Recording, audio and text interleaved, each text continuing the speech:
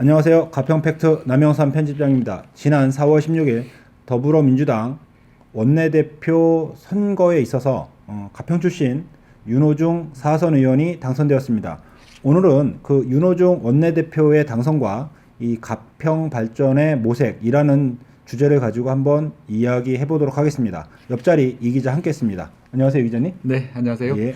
우리가 윤호중 의원은 이제 원내대표는 지난 4월 총선에 이제 지역에 내려와서 그 민주당 그 이철희 후보의 이제 지원 유세 때 보고 이제 TV 상에서 이제 원내대표 당선된 거로 봤죠. 네, 네, 그렇습니다.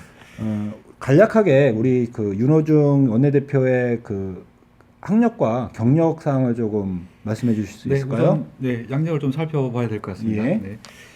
가평 초중고 출신이시고요. 예. 춘천고 나오셔서 예. 서울대 철학과를 철학- 입학하셨고요. 예. 당시에 이제 20대 때 이렇게 흔히 말하는 운동권이죠. 그렇죠. 학생 운동권이었고 그 뭐 서울대학교 그 인문대학부 편집장을 또 역임했습니다. 네, 네, 아마 네, 네. 그래서 더욱더 네. 그래서 이제 민주화 운동을 하시고 당시에 또 옥살이도 많이 하셨고요. 예. 그래서 그 우리 가평에 지금 현재 군의원이신 예. 송기호 의원님 이렇게 친구시거든요. 예, 예. 네. 그래서 그 송기호 의원님께서는 당시에 청계천에서 그 사업을 노동자의 삶을 살고 네, 계실 하고 때. 계셨죠. 예. 그때 이제 운동권 출신들이 많이 이제 박해받고 뭐 이렇게 어려움에 처했을 때 그 지하에 숨겨주시기도 하시고 그렇죠. 뭐 이렇게 같이 이제 그런 동지의 길을 걷게 되셨죠. 그러다가 이제 김대중 대통령님의 픽업을 받아서 평화민주당으로 들어간 거죠. 네, 그때 이제 사무 발탁이 되셨고요. 그 인연을 통해서 노무현 대통령, 지금 문재인 대통령까지 예. 그래서 쭉 역임을 해오셨는데 네. 노무현 대통령 때부터 해서 이제 당 정책위원장을 맡으셨고 이제 핵심 자리들을 이제 네, 차지하기 네, 시작하신 맡게 거죠. 됐습니다. 그리고 이제 지금 문재인 대통령 때는 사무총장을 통해서 지난 총선과 지방선거를 공천 관리를 하시면서 진두지휘하셔서 180석을 얻게 되셨고요. 예. 현재 법사위 위원장이신데 이제 당 대표가 되셨으니까 이제 공석이 되신 거죠. 예, 예. 그래서 검찰 개혁을 통해서 공수처라든지 이런 입법 활동을 이제 통과시키신 예. 역사에 좀 기록되실 수 있는 그쵸. 발자취를 우리가- 좀 남기게 되셨고요. 그리고 현재 이제 원내대표로서는 내년 대선과 또 지방선거가 있지 않습니까? 역시 마찬가지로 공천관리 지방선거를 지휘하시게 역할을 맡았죠. 되고 네. 대선에 대한 관리를 맡게 되신 거죠. 네. 더불어민주당 그 원내대표 선거에는 지금 3선에 박안주 의원하고 같이 나왔는데 아마 그 득표 결과가 104대 65로 조금 압도적으로 이겼습니다. 생각보다는 좀 덜 나온 부분도 있습니다. 그렇죠. 네. 예.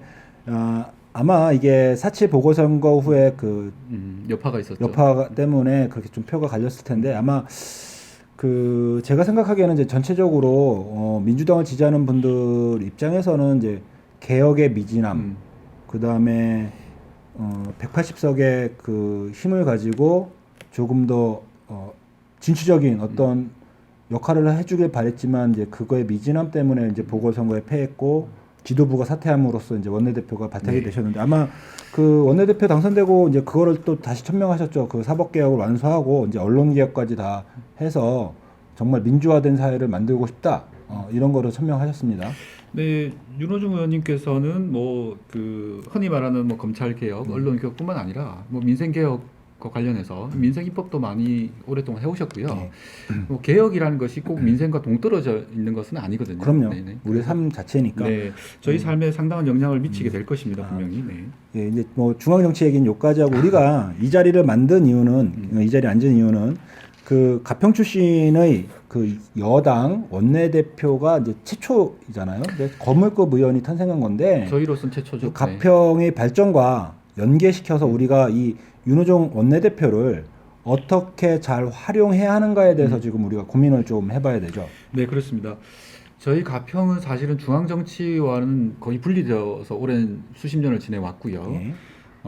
최근 뭐 저희 김군수님께서는 재임 동안 뭐 경기도와 전혀 협업이 없는 상태로 비판을 좀 받고 있지 않습니까? 그렇죠. 국민의힘 소속이긴 하지만 그 중앙에 가서 그 가평의 뭐 어떤 사업이라든지 또는 정책을 펼침에 있어서 어떤 도움이 필요할 때 직접 그 중앙에 가서 인맥이 부족하다 보니까 뭐 이런 활동을 조금 전혀 못한 이런 게 있죠.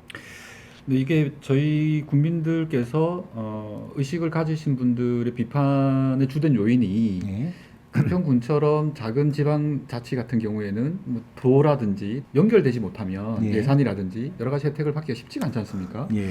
이런 부분에서 저희가 너무 소홀한 거 아닌가. 예전에 전병국 의원님 취재하신 적 있으셨잖아요. 네, 네, 그 있습니다. 전병국 의원님이 그때 하신 말씀을 조금 해주시겠어요? 당시에 정병국 의원님께서는 가평의 여러 애로사항들을 저희가 좀 여쭤봤고 거기에 대한 답변을 좀 요구한 적이 있었는데 첫 번째 말씀은 뭐였냐면 네. 왜 가평은 요구하지 않는가? 그런 가평은 거죠. 왜 찾아오지 않느냐? 근데 그 찾아온다는 것은 주민이 민원을 제기하는 것뿐만 아니라 장이라든지 뭐 이런 여러 그런 분들께서 좀 적극적으로 소통해서 지역의 현안 사업들과 함께 논의해야 되는데 그런 부분들은 정병국 의원님께서는 가평은 너무 그런 부분에서는 본인이 생각하시기에도 예. 도움을 주고 싶어도 예.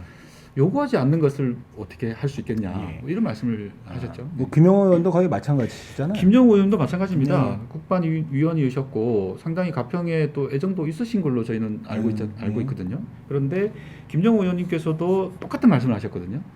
예, 가평 국민들은 왜 본인을 찾아오지 않느냐.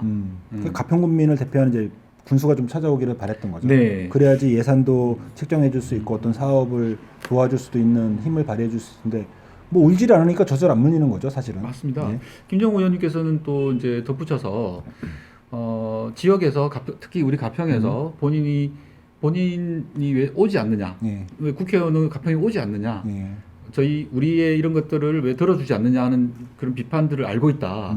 그런데 순서가 잘못됐다고 하는 것이죠. 예. 그렇죠. 먼저 군의 수장이 가서 우리 이런 애로사항이 있으니까 좀 도와달라고 얘기를 하고 그 애로사항을 청취하기 위해서 이제 의원이 내려와서 방문해서 그 애로사항을 확인하고 들어줄 수 있는 부분들을 이제 해결해 줘야 되는 이런 것들인데 순서가 무조건 안 오면 가평으로 해서 뭐 했냐라고 다들 얘기를 하는 거죠. 네, 그렇습니다. 마찬가지인 것 같아요. 우리가 뭐 정병국 의원, 김영우 의원도 마찬가지고 그 윤호중 의원에 대해서 가평 출신인데 지금까지 가평에 해준 게 해준 게 뭐가 있냐 이런 얘기들이 많이 계속 떠돌잖아요. 있죠. 근데 사실은 중요한 거는 그분들은 지금 중앙에서 정치를 하고 있기 때문에 이 가평을 속속들이 뭐 잘 모르실 거예요. 가서 우리가 얘기해주지 않는 이상은 가평군에서 얘기해주지 않는 이상은 뭐 신경 쓸 겨를이 없지 않습니까? 또 같은 지역구도 아니고 해서 이제 앞으로 이 문제를 지역구는 구리 예. 지역구시죠. 네. 앞으로 이 문제를 저희가 이제 가평 발전에 이제 접목시켜서 이제 해결해야 할 것들이 있죠.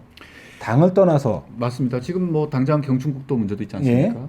그래서 이제 민원들을 요구하는 것도 뭐 필요할 수 있겠지만 그 큰 사업들에 대해서 큰 그림들을 그릴 때 같이 로드맵을 함께 짜고 거기에 수반되는 예산이라든지 또는 그 중앙부처에서 뚫어내지는 못하는 부분들에 대해서 또 지원을 받는다든지 예. 이런 것들이 함께 유기적으로 가야 되거든요. 그렇죠. 지금 그러니까 이 지역은 이제 우리 최춘식 의원님이 계시긴 하지만 최춘식 의원님은 초선이고 지금 이제 행안위에서 활동하고 계시지만 여당의 원내대표를 잘 활용함으로 인해서 가평에 좀 이득을 얻을 수 있는 부분들을 가평군에서 스스로 챙겨야 될 거라고 생각합니다.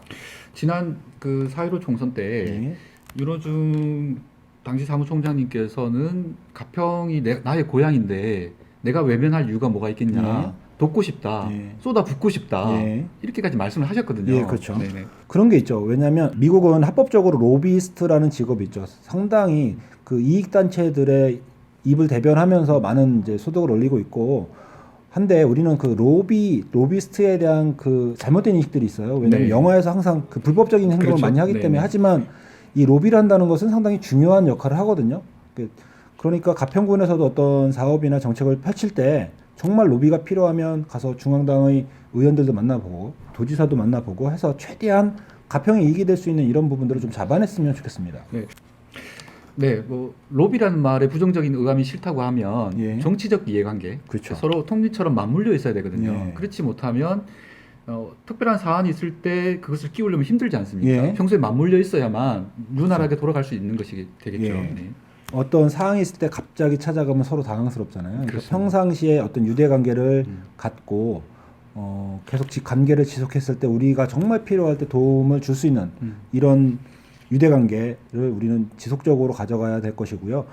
사실 이 얘기는 당과 상관없는 얘기입니다. 뭐 여기가 이제 국민의힘 지역구긴 하지만 여당의 가장 큰 힘을 발휘할 수 있는 분이 원내대표이기 때문에 가평 출신의 원내대표이기 때문에 우리가 그 힘을 잘 활용해서 가평 발전에 도움이 될 수 있는 어떤 방안들을 이제부터는 조금 더 세밀하게 모색해야 되지 않을까 생각합니다. 오늘은 윤호중 더불어민주당 원내대표 당선에 대한 이야기를 가평 지역의 발전과 함께 연관시켜서 이야기를 해봤습니다.